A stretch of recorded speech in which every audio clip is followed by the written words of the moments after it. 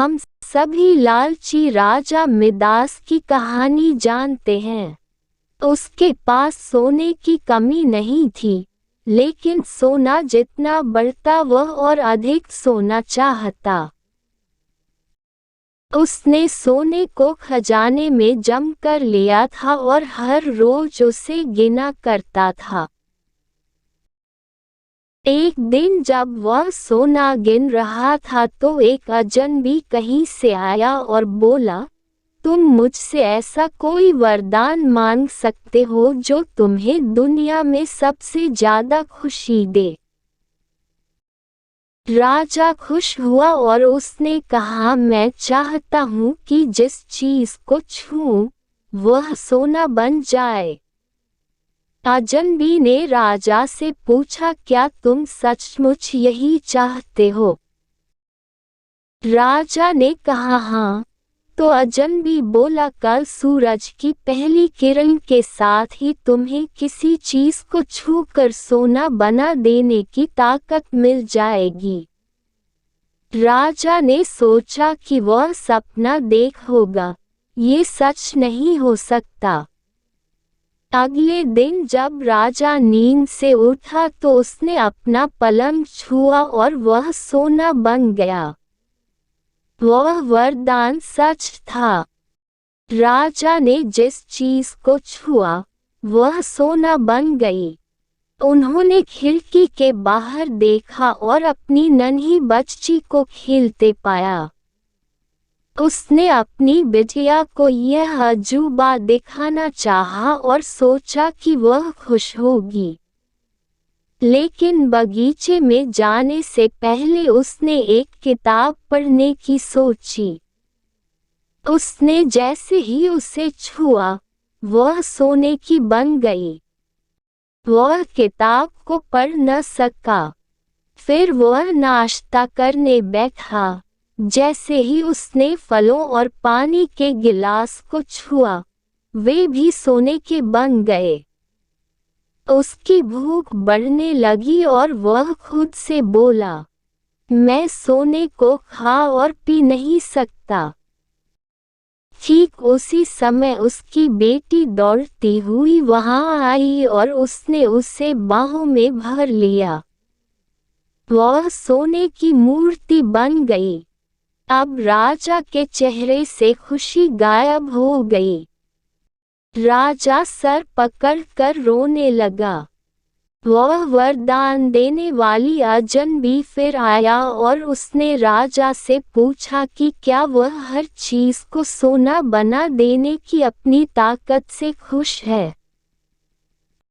राजा ने बताया कि वह दुनिया के सबसे दुखी इंसान है।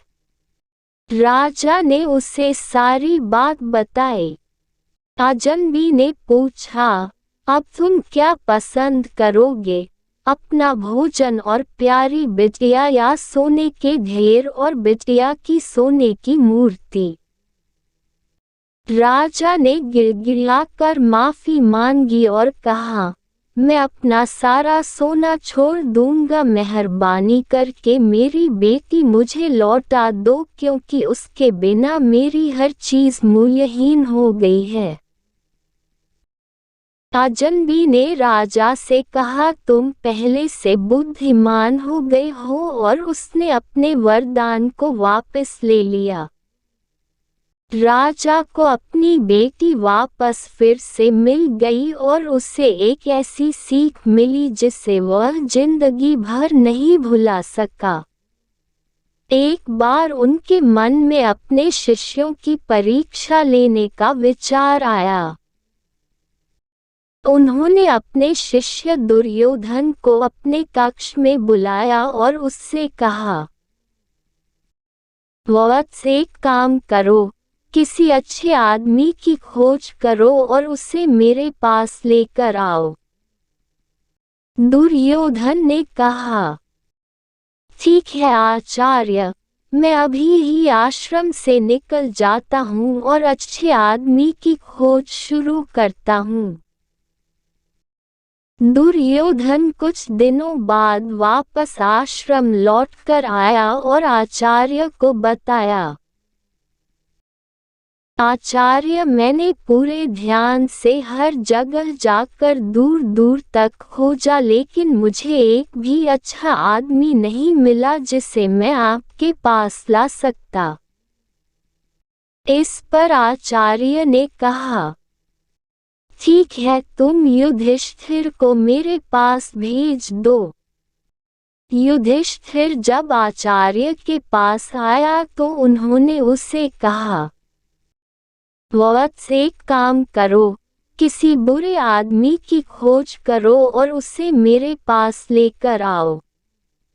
युधिष्ठिर ने हामी भरी और अब वो खोज के लिए निकल पड़ा। कुछ दिनों के बाद युधिष्ठिर भी बिना किसी को अपने साथ लाए आश्रम लौट आया। आचार्य ने उससे पूछा, वत्स, तुमने कई शहरों का इतने दिनों तक भ्रमण किया और फिर भी तुम एक भी बुरे आदमी को लेकर नहीं आ पाए। युधिष्ठिर ने जवाब दिया, जी गुरुजी, मुझे किसी भी आदमी में इतनी ज्यादा बुराई नहीं दिखी कि उसे सबसे बुरा मानकर आपके पास ला पाता। इस पर बाकी सारे शिष्य बड़े हैरान हुए और आचार्य से बोले, गुरुजी, ऐसा कैसे संभव हो सकता है कि दुर्योधन को एक भी अच्छा आदमी नहीं मिला और युधिष्ठिर को एक भी बुरा आदमी नहीं मिला। तब गुरुजी ने समझाया, शिष्यों, जब हम किसी के बारे में देखते हैं तो उसे उस नज़र में देखते हैं जैसे हम खुद होते हैं। फिर हम उस नज़रिए से ही किसी को परखते हैं कि कोई व्यक्ति अच्छा है या बुरा। युधिष्ठिर को कोई भी बुरा व्यक्ति नजर नहीं आया क्योंकि वो स्वयं अच्छा है, तो उसे बाकी सब भी अच्छे लगे और कोई बुरा नहीं लगा। शिष्यों, केवल अपने अपने नजरिए का फर्क है। तुम जिस व्यक्ति में जो देखना चाहते हो तुम्हें वही दिखेगा। किसी का अच्छा या बुरा होना केवल उसके स्वभाव पर ही पूरी तरह निर्भर नहीं करता है, हमारी सोच और नजरिए पर भी निर्भर करता है। किसी को परखने में हमारे खुद के नजरिए का भी बहुत महत्व होता है।